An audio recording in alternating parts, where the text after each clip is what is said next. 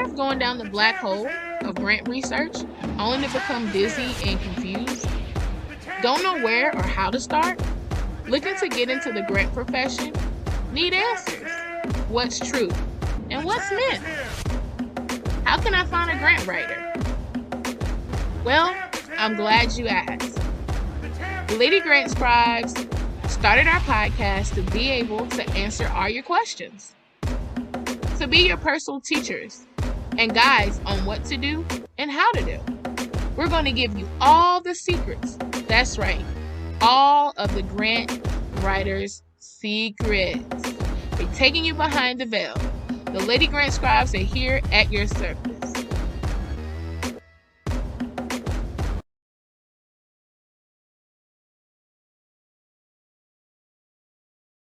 Hey guys, welcome to Lady Grant Scribes. You have made it to episode number 2. We appreciate you guys tuning in, listening, showing us so much love and support. So I know we left some gems, Brittney. We left them some gems and some secrets from the last episode of like making sure you understand what a grant is. Some traps that you may fall into, but to be more aware of that. And so we're just gonna keep this ball rolling. Absolutely. And expound some more on the pitfalls of grants if you don't know what you're looking for and what a nonprofit organization structure is. For those who are starting up their nonprofit organization. So guys, we want to welcome you again to Lady Grant Scribes, where we dropping them nuggets. We taking you behind the scenes. We are here in the building. The champs are here. The scribes are here. Yes, scribing, letting you know, putting you on game like fairies. Always. I mean, we gotta keep the people informed because, you know, there's a lot going on that they may not be aware of. Or, you know, there's a lot of misconceptions that, you know, we need to clear up. It's a dirty job, but we're here to do it. That's why we scribing you. We pimping you out. We give you scribes. We're scribing y'all on game. You know, we racing out the bad stuff, just marking it out, and we putting you guys on game. And I hope that you guys love our podcast because it's with great heart and servitude heart that we come to you to be able to offer our professional advice on grants. So hey Brittney, so you got any interesting clients this week? I know I have had some interesting clients this week. So how was your week? My week was good. But I somehow accidentally locked myself out of my own car. It happens. Woo, in this very heat, I feel sorry for you, but it happened. Actually, it happened, you know, it happened when the sun went down. So it was just like a little humid. It wasn't like, oh, I see water. I need that's a mirage. Oh, it doesn't exist. Okay. But I know when things happen like that and you know, you usually pay attention, you're usually responsible like me. And you know what to do, and if something like this happens, I'm like, okay, that only means that's a distraction and I'm on the right path. That's it. Yep. Yeah, that's, you know, guys, that's pretty much like my week too. A lot of chaotic things been happening, but we still striving, we're still going. And as entrepreneurs, we're gonna get those like resistance, and that's how you guys, you know, that you're on the right path. And so we're just telling you guys that because don't think you're on the club by yourself. You know, we do consulting with our nonprofit organization, so we know some of the things that you guys go through. We go through it as well as nonprofit work entrepreneurs ourselves. So we just want to encourage you guys, like sometimes setback means, you know, you're getting launched into where you need to be. And sometimes when you have pushback or people don't have your back or don't want to support you, the Most High will definitely send people your way to uplift you and take that load. Mm-hmm. And as nonprofit organizations, sometimes, you know, we want to save the world. We want to go and sometimes we on my iron suit now and just save the entire world, but I know Lady Scribes unite. So absolutely. Yeah, like so sometimes we think we like superheroes. Like my thing is Powderpuff Girls. Sometimes we just think that, you know, we can do it all. And then we just want to do everything in our nonprofit organizations. Guys, don't start off that way where you are the villain of everything. You got to be your hands in everything. We just going to pray and uplift you guys that you're going to get strengthened and the right board comes along, the right people, so you can have a good foundation and structure. And that's pretty much what we're going to talk about today on this podcast. A great foundation and structure. Yeah.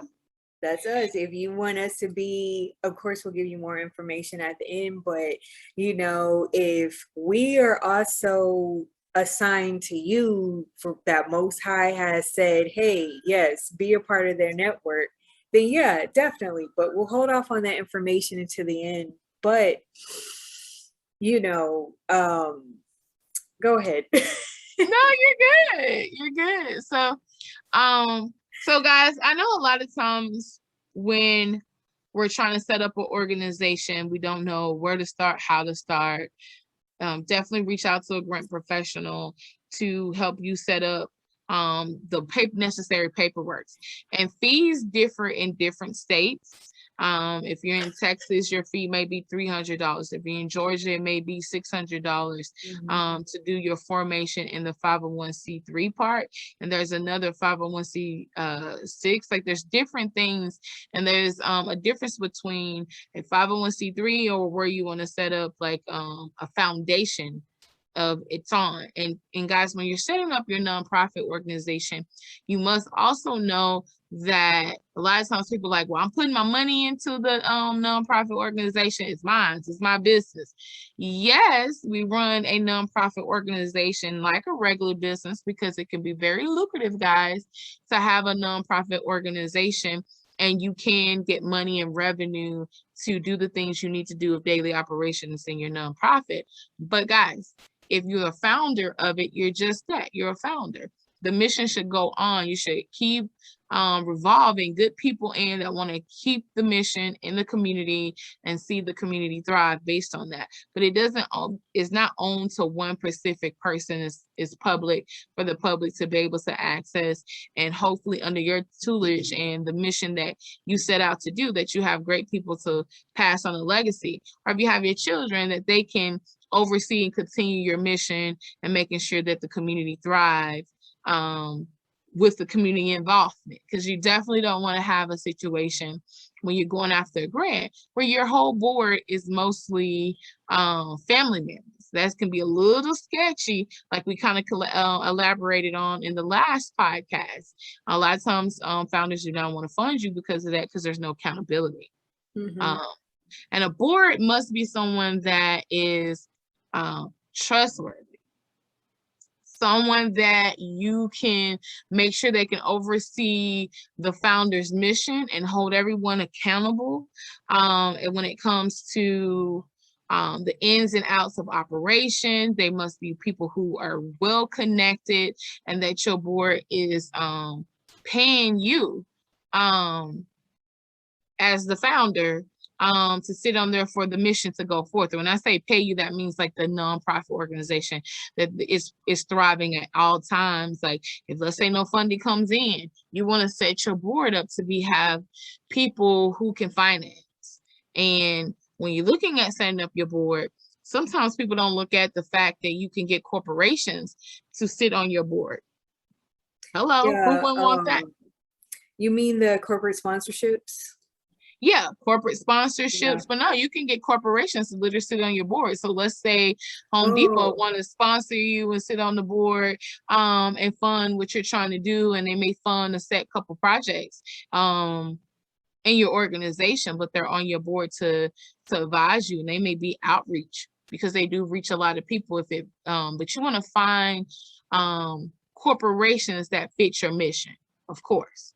Don't do the whole, oh, I'm a vegetarian and I love veggies, but I'm gonna go support this meat farm over here.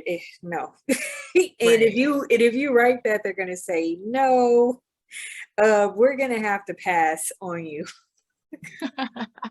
Right. Because a lot of times, guys, too, when we're setting out to do, and please, when you're setting up your nonprofit organization, your mission, your purpose, and your vision are all different things uniquely to make up your organization. But your purpose should drive your vision should drive where your nonprofit is going. Like, this is my vision to have this. So your mission and your purpose, which fuels you to get to the vision. And with that said, a lot of times people get that misconstrued, especially when it comes to grant writing and putting that together. They get that messed up, and that can cost you guys for getting even funded. So make sure you're looking at those things. They are totally different things. As well as when you're setting up projects for your organization, make sure that you have a budget in place for each project. And that, again, your board is able to run with that because they need to set up fundraising. And you have to also know checks and balances, because there are certain formulas as a board that they must follow, that they use to tell inputs and outputs of how well sponsorships, grants, and fundraising, what is working the most. You should always in an organization have a balance of that, because you don't need one more of the other, which can hurt you overall meeting your budget goal. Because like, if let's say you always annually for 3 years consecutive consistent, that these 5 big heavy hitters sponsor your nonprofit with funds. But let's say they are out the equation and you're like, wow, that's a big chunk of our budget gone. So that's why you always want to have checks and balances of inputs and outputs. And that's also meaning, like, when you're doing your fundraising, you're going to take that into account, what you spent into buying or staffing or supplies for the fundraiser, minus what you took in. So that's what your net is. And you want to make sure that net is a balance. So if one shifts or one or the other, you can be able to balance it, guys. And there's key things that you look for in a board. So Brittnei, you want to talk about that? I know like certain key characteristics when people are looking for a board. Okay, so no family members. Yes. We can't stress that enough, because you look sketchy. We're trying to help y'all. Don't look sketchy, because y'all know some of y'all, even on the church, some of you church organizations and auxiliaries, y'all like, oh no, I got Pookie them, little Ray them, cousin Bubba, cousin Bubba. And then I'm trying to get $1 million grant. They're like, wait a minute, hold on. Where's the trustworthy? Didn't you just start 2 weeks ago? Why you need $1 million? Right. How do I know y'all gonna use this what you say you're gonna use it for? So guys, don't hurt yourself. You're trying to help yourself win. Remember, grants is competitive. So you want to get those dollars.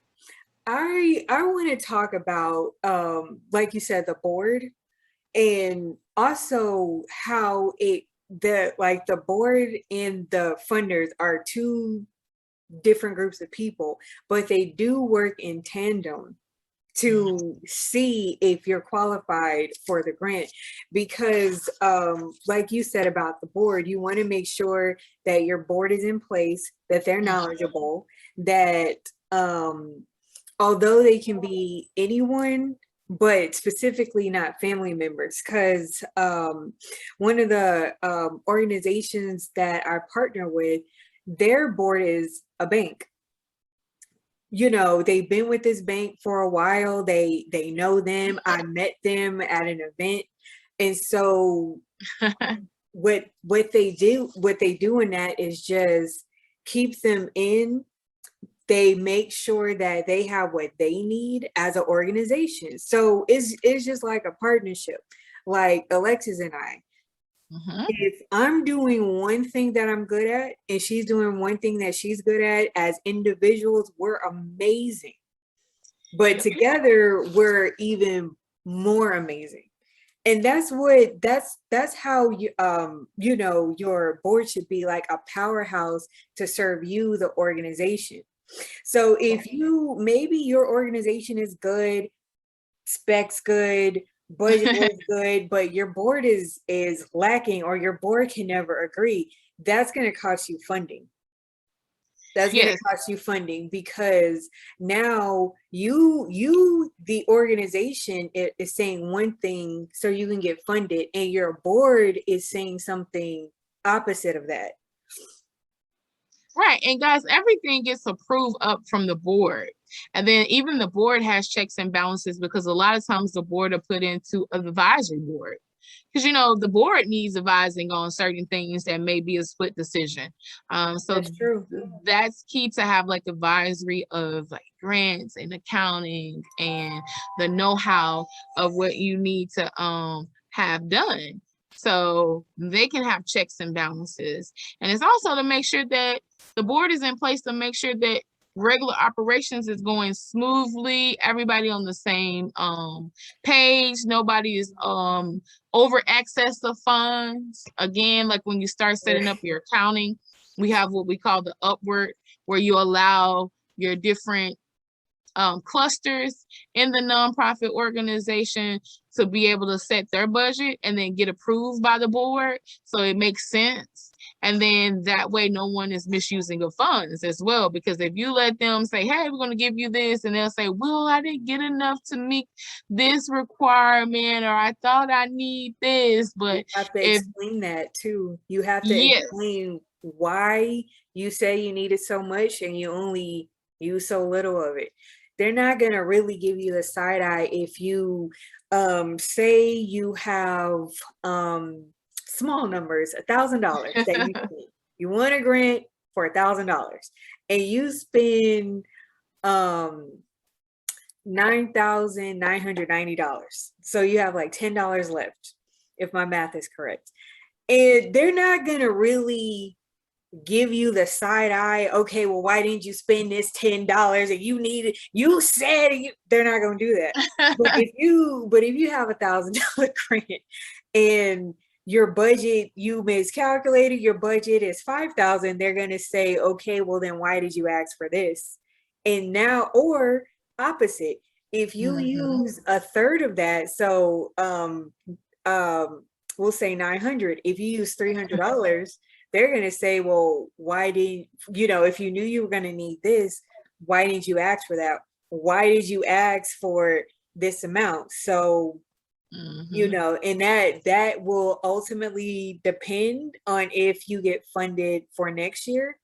And we want you to get funded next year. But if you don't do your budget sheet correctly, if you don't have all the data in front of you, they will strip you of your funding. You know, and that's about trustworthy. Right. And that's about being trustworthy, because they're like, well, why did you say this? Guys, and don't, because a lot of misconception is, oh, I don't want, it's not a rollover unless it tells you the grants funds can be rolled over. So if you don't use all your budget up and you want that extra because you plan on doing a big event, and that, you know, every year that you do something grand and it brings in more funding for you. But it's a misconception that you need to spend it all up. Like, don't try to hold, like, that's the whole point of you saying what you need, spend it. You shouldn't be over or under. You should spend exactly what you need and allocate that. That's why your budget is key, to make sure that you're on point, and that you have your accountant making sure checks and balances with each department, and projects that they spent accordingly, because there may be other things that they can get that can be donated from, instead of spending set amount that Walmart can donate it, that like the tangibles, and you can use the funds to do other things and projects that you need to get done. But just making sure that your budget, and that's what the board's in place too, for, to like that advisory board to say, hey, this is the numbers, we think we can do this, or can we lessen that? That keeps them checks and balance with the advisory. And with your structure, guys, you want to make sure, we're going to just do a recap. I want to do a recap and see how many people been listening. So I haven't, but go on. So I should have been listening. We know you listening. So like a recap is when you structure your organization, guys, you're going to start off with your formation. I'm just going to speak because I'm in Texas right now. So I'm going to speak of West Texas. You got to have 3 people, your executive, your secretary, and your treasurer. Make sure you know their name and their address, that you have the IRS lingo on there. Are you going to have memberships? I'm just running down, guys, of that form for the formation to get yourself started. You can get your EIN number for free online, same day, guys, when you do that. And then you take that document when you get back your formation. And guys, you can go ahead and start asking for money with the formation before you have the 501c3, because you can just tell people, hey, I'm working on my 501c3. I'll have that tax exempt form for you close to tax season. Because what, everybody's not looking for that right now. When tax season comes around again, you can like, hey, you'll have that beforehand to get that right off on your taxes. And then you can start, as long as you know, a foundation, you can start asking. Once you get to that point, then you go on to the 501c3 part, or your foundation part. And you go from there, guys. And then once it comes back, you get your determination letter, and then you are legit. We legit in these streets. I was also gonna add into this, because I said like a 2-part answer, whatever. So the first part was whenever we mentioned the board, and how I said it goes in tandem with the funder. So when everyone is on board, organization, 501c3, board members, like Alexis said, all the document, besides all the people being in line, all the documentation is in line as well. So then the funder, when they see that you have everything in order, they're more likely to fund you versus you not having anything in order. And then they'll say, well, when you get it in order, just let us know. We'll be here, you know, whenever you figure that out. And the funder, whenever they release a grant, or whenever they have provisions, or they've already done their fundraising and they want to give a grant away, that's the first person really that they contact, is the board. Or they make it public information for anyone, if you're not a part of their invites, or if you're not a part of that specific group, they have them where they release them to the public, so grant writers like us can, you know, look into it, do our research, do what we do, and say, hey, this is an opportunity, let's write this, let's get it in, let's do this. But you know, it's a lot to do with just structure and organization and making sure everything runs smoothly. Because like I said before, components. It's like layers to this thing, guys. When you pull back a flower, there's layers like a rose. It's just, you want to make sure you build your building blocks by foundation, so you have a strong organization. But if you can get people on board with the mission to push what you're doing, remember, your board should be the first thing smoking, telling, advising on what should be what with your organization. So they should have that mission down pat, your vision down pat. They should know what your bottom line is and ready to go when someone's ready to donate, and not to donate, to get ready to share your mission and your cause with anyone that comes in their path. They're like your cheerleaders. Right. And the thing about a cheerleader is they are on your side, but they also are like, if you don't have everything in place, they'll tell you like, in all honesty, you might need to do this next year because that'll give you time to get what you need to get.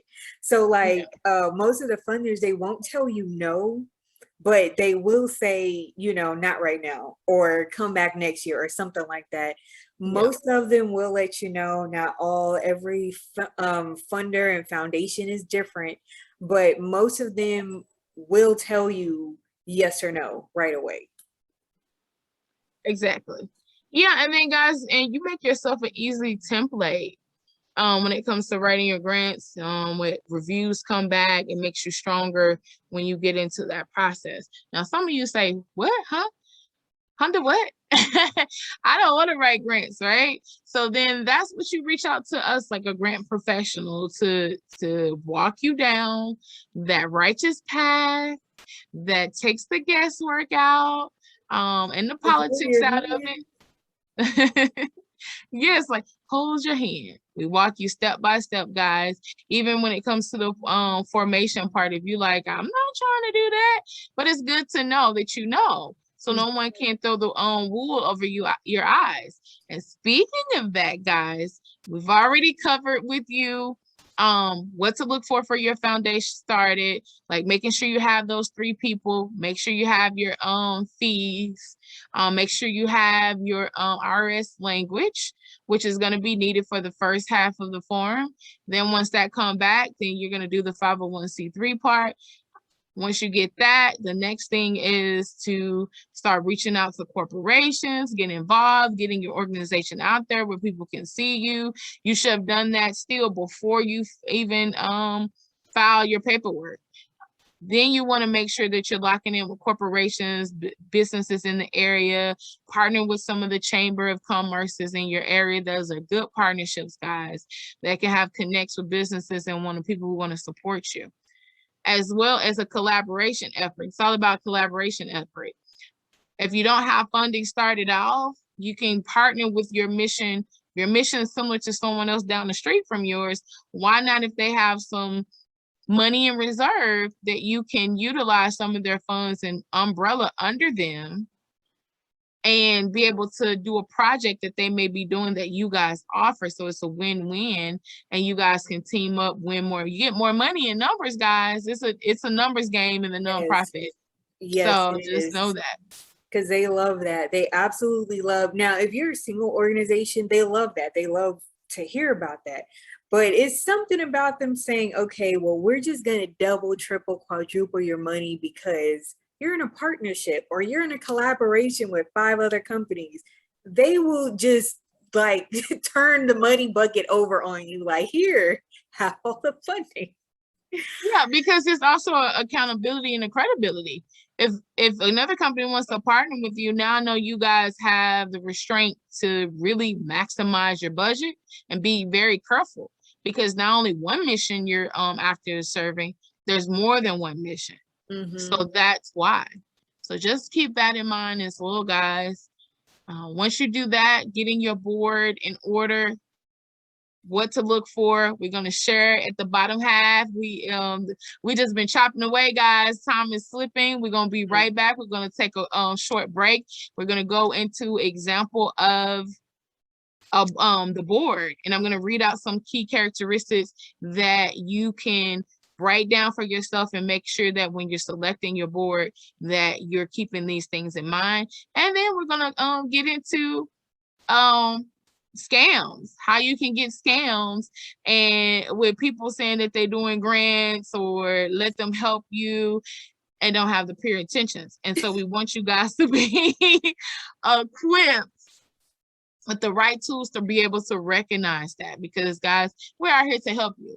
And we know that sometimes in this industry, people could try to take advantage. We don't want you to lose your hard-earned money, because some grant it's kind of expensive. But guys, you have a big vision, a big heart, a big mission. So it's going to take those dollars to get done what you need to get done. And it's not it's very time consuming, guys. When you're writing grants and doing research, it's a lot of love and care to go into that. And so a job of a grant professional is to make sure you're on the right footing with your organization, that it will last for a lifetime and continue the mission and legacy that you're putting out there.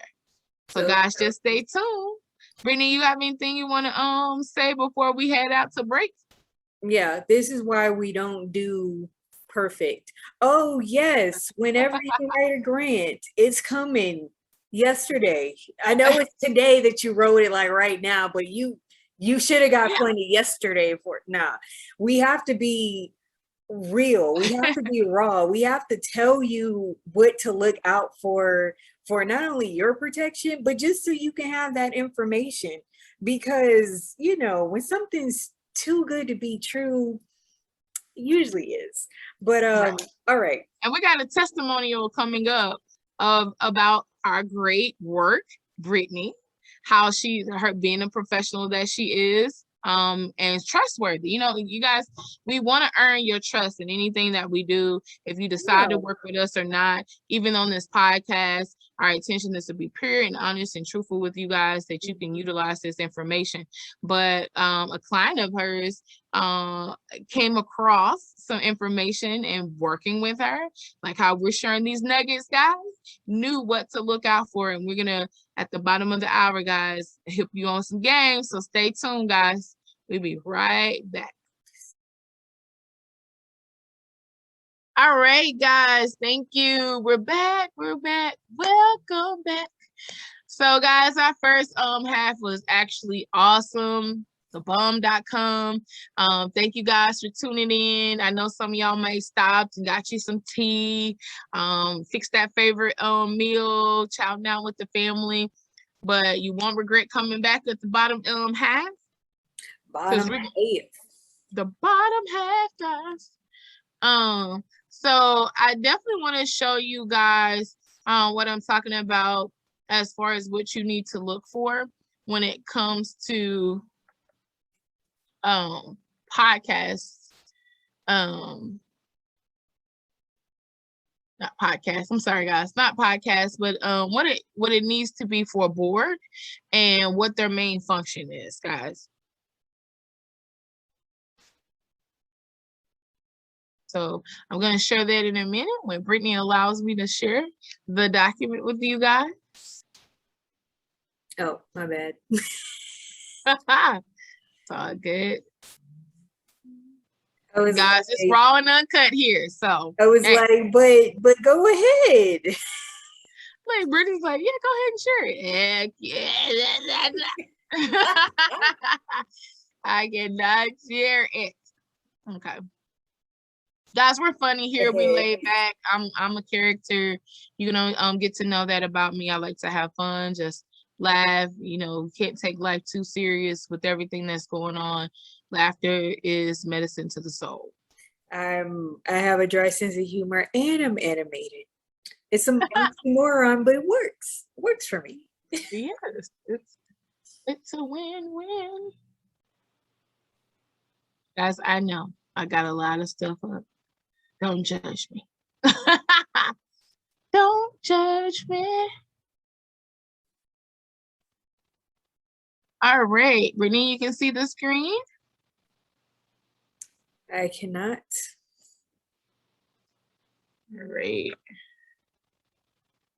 Brittney could have just at least said you can see the screen. I just read. You could just at least say, yeah, I can see it, Alexis. Definitely can. We all can. I can see my big, ginormous head. That's what I can see. Oh, you. Okay, guys. You know, we joke about that all the time. We be trying to say who has the biggest. So, guys, like right here, measuring. And I know, guys, I have a lot of tabs up. Don't even judge me even about this PowerPoint thing. So yeah. Just enjoy the PowerPoint. That's all you got. Just the main focus, guys. The main focus is the PowerPoint. So this is measuring your fundraiser effectiveness and conversation guide for boards and leadership team. And guys, that's what I was telling you, that your board is going to, this is their main major role, to make sure they're measuring at all times your fundraising efforts, to make sure that that nonprofit is thriving and reaching its potential. So the board role in fundraising or core responsibility, which is 1, ethics and accountability, financial oversight, and raising funds.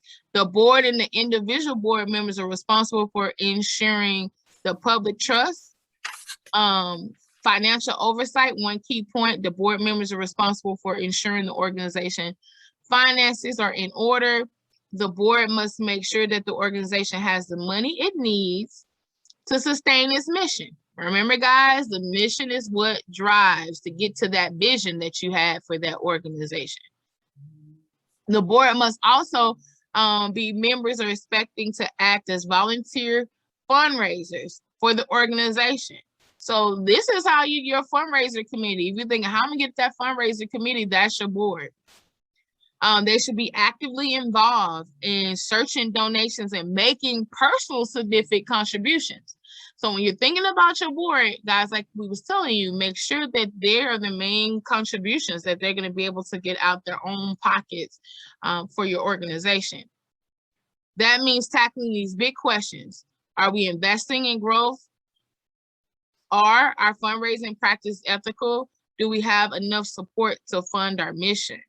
And so to say this big, huge one here, see, this is key. Do we have enough support to fund our mission?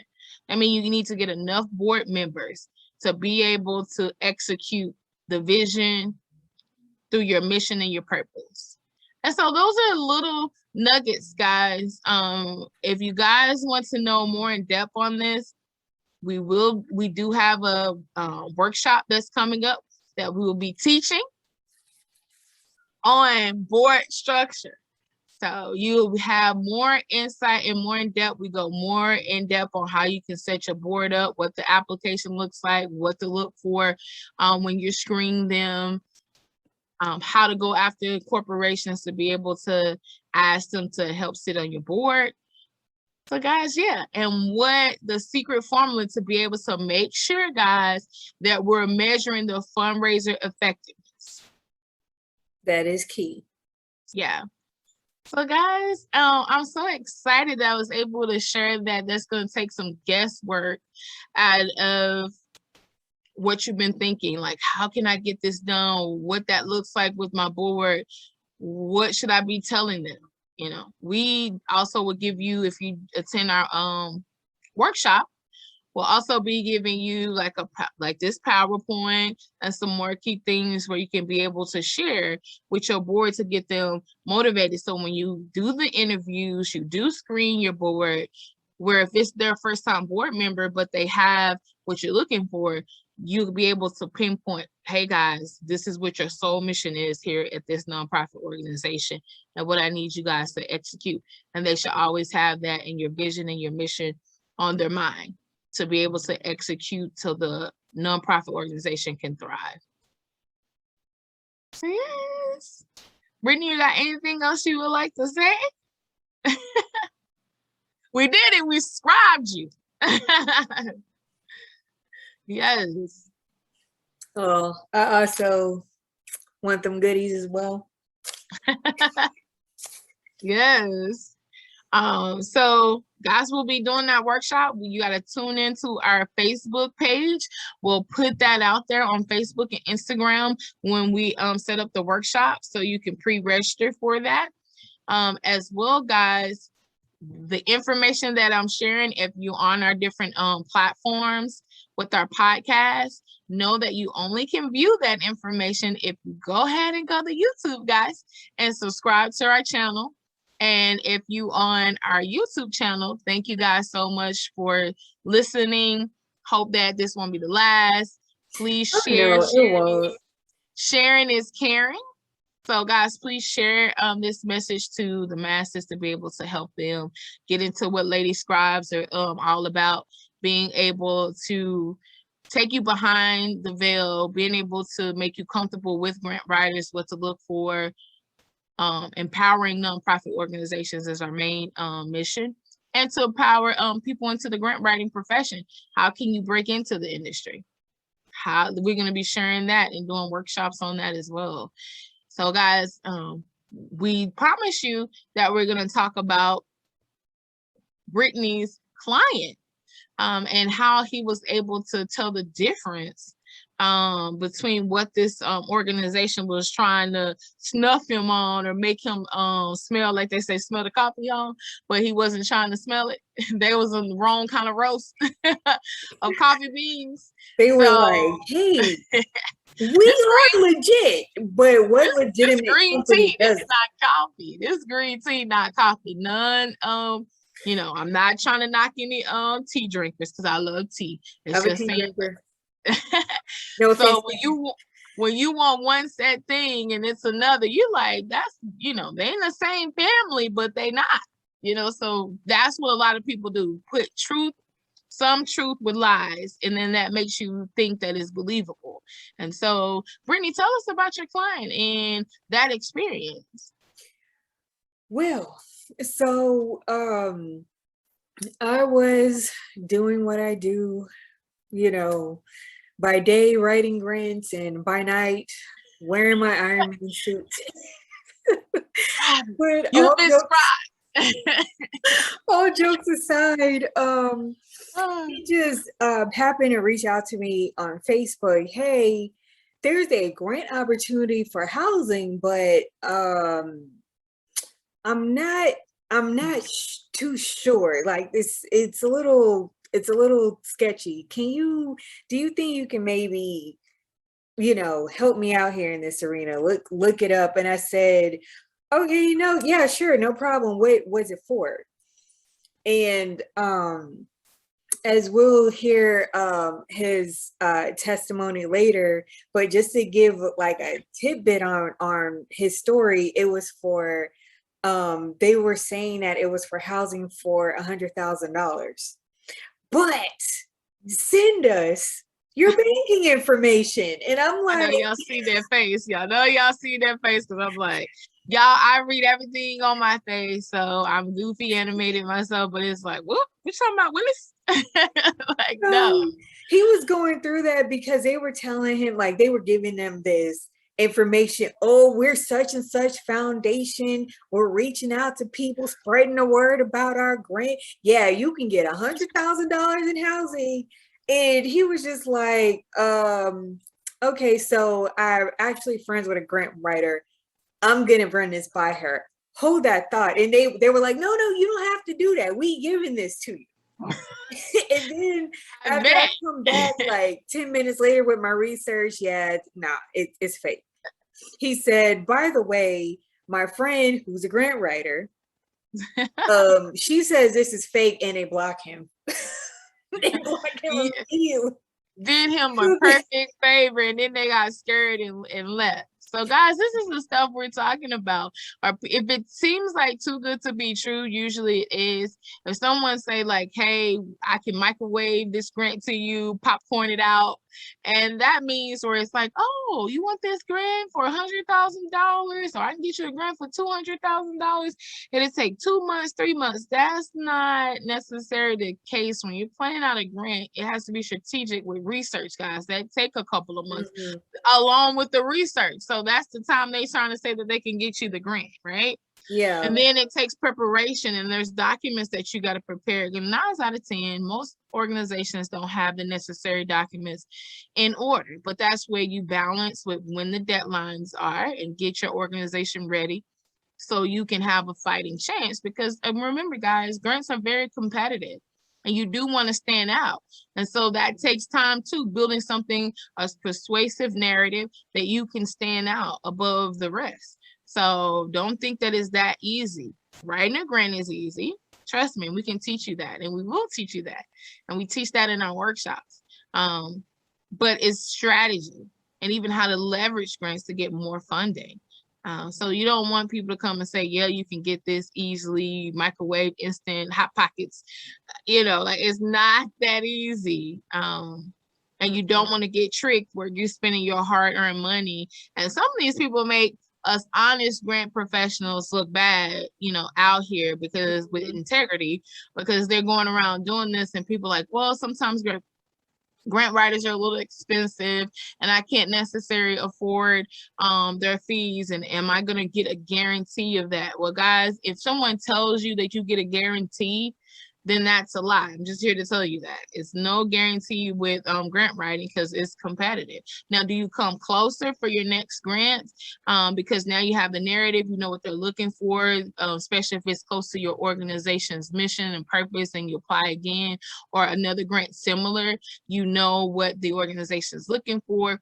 Your grant writer will help you reach out to some of these foundations and know the right lingo to talk to get more insight. Because as you will find out as you're building your organization or working with a grant team, sometimes foundations don't be as clear as they could be on their application. So that's just a little tidbit. We may get into that in the next episode. So you guys, you want to keep watching. You definitely want to keep watching. And I will say this. When you come across one, it's you have to think about why you're coming across that in the way of, would a legitimate funder do this? And the answer is no. Like, no funder, because they're too busy. They're too busy having either themselves or their team review grants with them and make sure all the ducks are lined in a row from that organization from their grant, and then they'll say yay or nay for getting them funded. So a funder will never reach out to you first. They will almost never reach out to you first unless you previously met and they said, hey, you know, I got your email, I really want to have a second meeting or something. That's maybe the only time, but it'll be something personal, like sending you a text or an email. So that's one thing. Another thing is they are not going to have a substantive grant award and just give it to you. For example, like they are not going to have $1 million grant and then give all of the $1 million to you, your organization, whatever you want. They'll have $1 million grant, but it's going to be split amongst maybe they're going to say, okay, well, we're doing $1 million grant for, you know, we're giving it to 10 people for $100,000 each. Right. That's what they're going to do. They're not just going to give you $1 million. And if they do give you $1 million, that goes into the government sector part of it, where you can, maybe today you can get $1 million, but that has to be spent over 5 years. So it's a lot of things that you know, it's not your fault, because we're in this world where everything is like now, fast. So you would naturally think, okay, well, grants are as fast, and that's not the case. And then when we do take our time to make sure it's legit, you know, some people would find that, you know, distressing, or that turns them off because they're like, well, I don't feel like I need to wait, so I'm not gonna wait. But you have no choice but to wait. So just those are some key things, some tips just to look out for. And also, you know, don't be afraid to do your research. Look up their that's key. Research and budgets, guys. When you're going after these big major grants, your budget has to be on point. Look at their 990, find that. You can go to the most popular is 990finder.com, and you can also look up the 990s through the IRS irs.gov, I want to say. You search for that, you type that in, and you look for it there. And the IRS gives you more of a breakdown than you would do on the GuideStar when you're looking up an organization, and it gives you their tax consecutive things. When you go to the IRS website itself, guys, you'll know if an organization, this is a tip for our grant writers. You will know if the organization is in compliance too with filing their taxes on time, so they can stay compliant. And you'll know a little synopsis on that, and to help put a budget together based on what they made last year in revenue. So those are little tips, and guys, for yourself as well, if you're a nonprofit organization, to do that as well. But I would definitely, when it comes to your budget, hire an accountant or hire a grant professional that knows how to do that, because that is groundbreaking. It's a make or break you when it comes to writing grants and putting your stuff together. That's also true, but let me see. Yes, I was also going to talk about this. Why I love writing notes, y'all. I was also, in addition to like scammer organizations, grant writers. There are grant writers grant writers. Like, I love taking notes. There are scammer grant writers, not us though. Like, we already established that. But there are some that'll say, because this actually happened to my mom. They told her, oh yeah, I can guarantee a $10,000 grant, but first $6,500 is my fee. And she was like, but wait a minute, if that's the case, I could just save 10 grand if that's what I want to do. Why do I need to pay you more than a third of what the grant actually is? And you're telling me you can guarantee me this, but I know for a fact that grants aren't guaranteed. So what are you talking about? So there are, it's competitive. Some of the grant scammers have given legitimate grant writers such as ourselves reps, but like I said, we're here to snatch it back. We're here to take it back, do some damage control, some cleanup, and set things right. Like, hey, this is what a grant professional is. This is what they are looking for. This is what it takes. And besides, if I'm trying to scam you, not saying me, but just as an example, anyone who's trying to scam anybody, they need it now, quick, fast, in a hurry. But if I'm taking my time, I'm letting you know what's up. I'm also, if it takes me a month to write you the grant, but that's because I had to do research. And while I'm doing research, I'm letting you know my findings as my client. And then, we're getting into the draft where we're writing the grant, and you're like, hey, I did a little bit more research on something that I found interesting. Can we add this into the grant? Yes or no? If yes, we'll add it. And it has to line up with your mission, your goal, your purpose for your organization, or what it is that you're trying to do.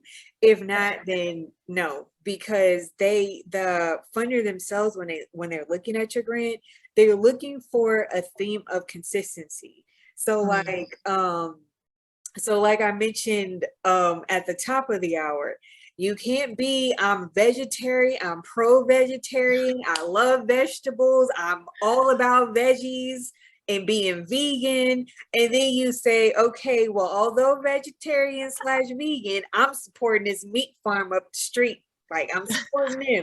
I'm going to do something for them. They're going to say no, because the top part of your grant says veganism, being a vegan vegetarian, and the bottom part says you're all about meat. So which one is it? I don't understand. I'm confused. So right, guys, and don't start giving these funds away, guys, when your vision, it's clear that your mission and your purpose is one thing, to reach your vision, and you guys are saying something else. And then because you will get out of it, guys, come on, like, come in the room. They will come for you.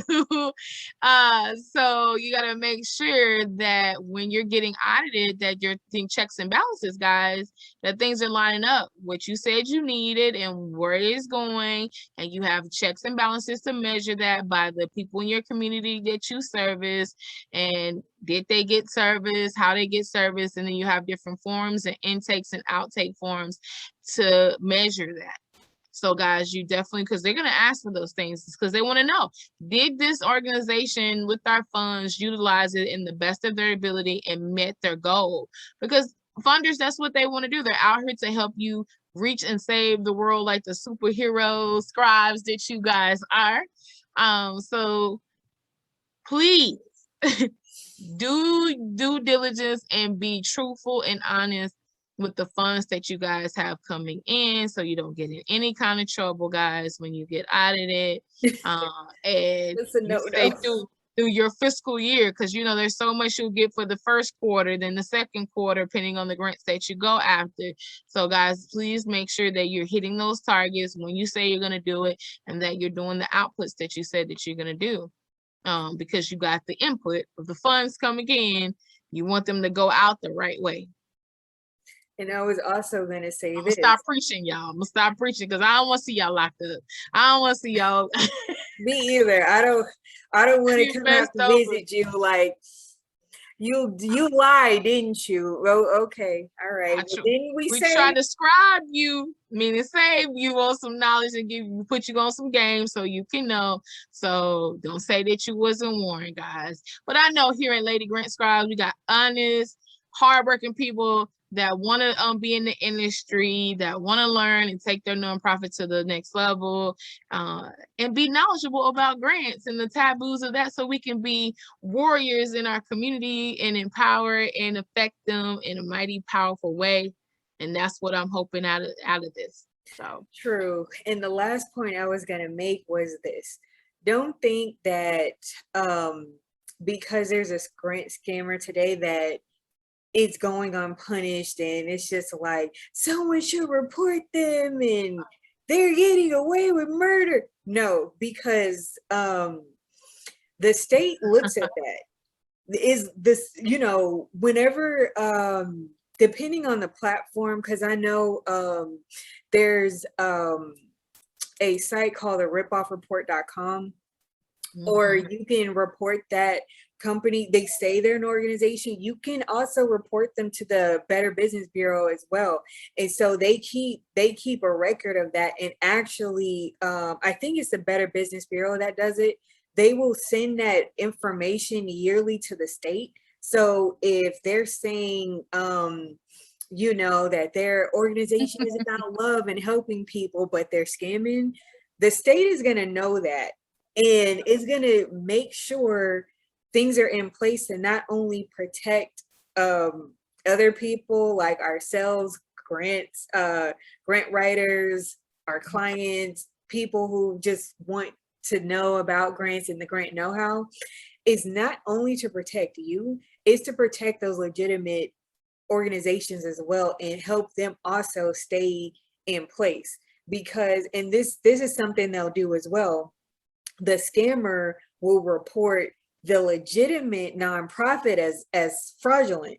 But whenever, because like I said, the Better Business Bureau, you know, though they might report it, they're doing their own research. They're looking at that stuff as well. And so at the end of the year, whenever whoever, you know, is behind the scenes looking through and checking and making sure everything is lined up with whatever organization it is, they will target and shut that organization down. They have different methods of getting them stopped than we do, but you know, your voice matters. It's important. So if you've been scammed, like my client, you know, just put that out there that, hey, you know, I'm speaking up, I'm saying something. And then, you know, that, like I said, it may not happen like right then, but it's gonna happen sooner than you think for those fake organizations to get shut down. Yep. So guys, we're so grateful that you guys are rocking with us, that you want to be scribed by us. You got that glow, that scribe glow. Absolutely. So because when you're a grant writer, you always got a scribe glow, meaning to help your community. You love what you do, you're happy, you're excited. That's why you can always see me smiling, because a day that the Most High allow you to wake up, see another day, you can keep fighting and try to help others. And I know through the pandemic, it's been hard. But guys, this is why we want to show you another way, where another stream of income you can make, as well as we're going to be giving tips how organizations can, better their processes when it comes to donations and fundraising, and being able to get their taxes in on time that they're supposed to meet, as well as like tricks that you can do online, for some of your programs. So we'll be going more in depth with that too, guys. So you want to tune in to our YouTube channel, as well as all our platforms. You guys, we're on Apple Podcasts, we're on Anchor, Spotify, many more, guys. So we thank you for tuning in, and we thank you for watching on our YouTube channel, guys. And so if you guys want to see that clip of, or not see, hear, if you guys want to hear the clip of Brittney's client, you have to go and listen to Spotify or Anchor or any other platforms to hear that. Also, last thingy. So last thingy. So our YouTube channel is Lady Grant Scribes podcast. Yes, Lady Grant Scribes. Our pretty much all our platforms are Lady Grant Scribes. That's what our Instagram is, at Lady Grant Scribes podcast. And Facebook, well, Facebook is different. It's Lexi Britt. But if you still put in Lady Grant Scribes podcast for Facebook, you'll see us on there. You'll see there as well. So, and you'll see us, the both of us, smiling all the time. Yes. Because we love what we do, and we also love exposing the bad and giving you empowerment, putting the power back into you. Yes, because it's just, I've been there. I've been scammed before, and it sucks. It really does. But if I had somebody giving me my power back, I would be like, okay, cool. Now I can take over the world. That's the point. Yes. That's the point. Yes, that is the point. And you're equipped with new skills, guys, that can't be replaced. A skill set, and you're gonna always need that for your organization. So when you guys tune in, you're gonna learn nuggets. You're gonna be able to place things in order. So I'm excited. And then once you tap into our workshop world and we scribe you up, guys, you're going to be able to take your organization to the next level and have aha moments like, wow, I didn't think of that. Oh, now I'm not stressed about this. Now I can go to the next level. And I just really love what we do, guys. And we can hook you up with if you're a nonprofit organization, other organizations that we work with, so you can kind of partner with those organizations with your mission. Now, especially if you're in Texas. Now, we do work with some organizations outside. And so those organizations that we work with, we would love for you guys to partner and network. Again, stronger in numbers. We are. So besides us having this podcast, extending an olive branch to you, our audience, we're also extending an olive branch to those of you who do want to join our network, because like Alexis said, we are greater in numbers. So whether that's you being a client or a subscriber, or maybe you're brand spanking new to grants, you don't know where to start, this is the perfect podcast for you.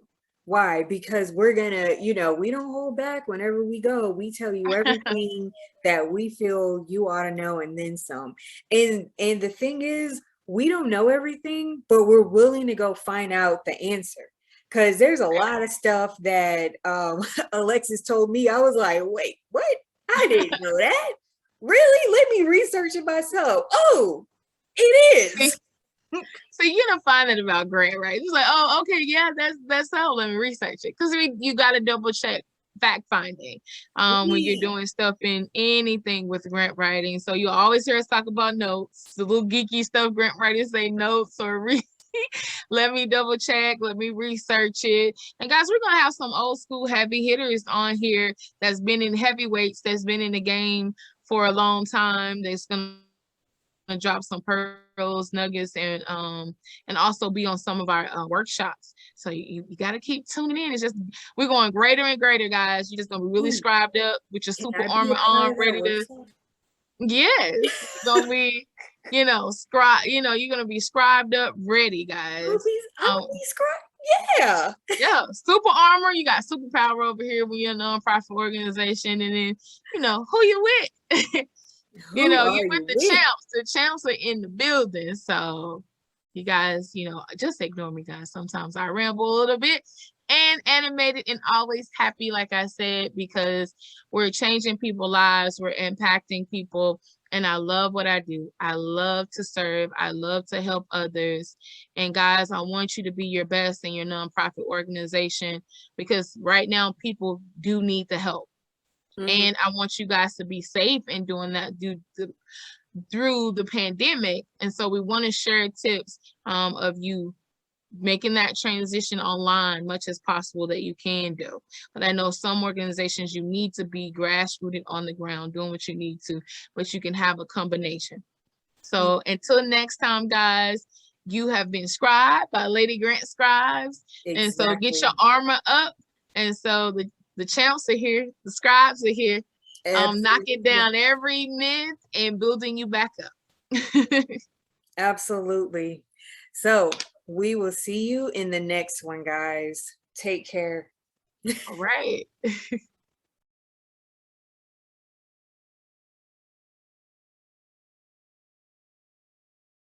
You've been scribed by Lady Grant Scribes. Tune in every Friday at 7:30 p.m. Central Standard Time.